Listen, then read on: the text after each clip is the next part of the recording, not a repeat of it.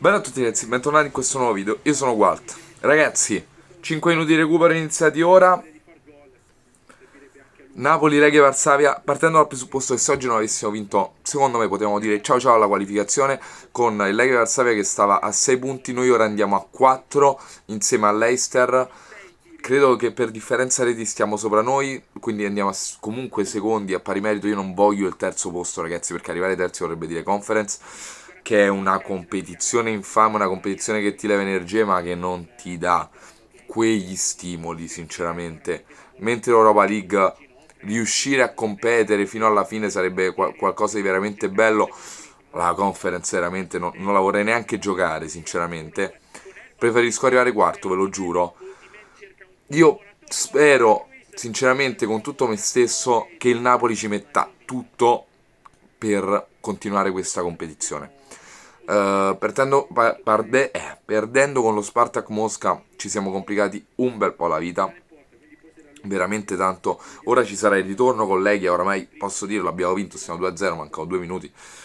Immagino che vinceremo, se no cancellerò il video e lo inizierò bestemmiando qualsiasi santo.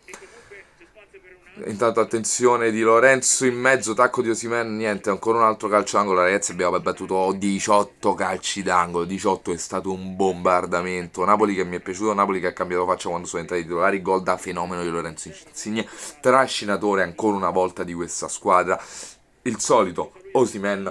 Ci prepariamo per la partita con la Roma, starò allo stadio olimpico, tra parentesi, nel settore ospiti, a tifare come un pazzo. Ho tanta paura per questa partita, ho veramente tanta paura. Oggi però era fondamentale vincere e abbiamo vinto. Io vi ripeto, spero che il Napoli possa non sottovalutare la competizione, perché l'Europa League è una competizione importante, soprattutto quest'anno con la conference che si è portata via, diciamo, le squadrette minori, anche, tranne Roma e Tottenham, vabbè. E quindi io spero che il Napoli ci possa veramente puntare sull'Europa League. Snobbare le competizioni per me non è mai un qualcosa di bello. Molto molto molto contento per questa vittoria. Intanto ancora, che gol di Politano, signori, che cazzo di gol, 3-0. Pure Matteo voleva metterci la firma.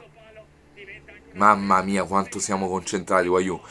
È uno dei Napoli più belli, a parte sta partita, è uno dei Napoli più belli da quando sono nato. Non mi ricordo una squadra così concentrata. Stiamo all'inizio, ma veramente, veramente un qualcosa di clamoroso. Cerco di rimanere con i piedi per terra, continuo a rimanere con i piedi per terra. Ma che squadra abbiamo? Fatemi sapere che cosa ne pensate. Tutti concentrati ora sulla Roma. E niente, incrociamo le dita. Bella.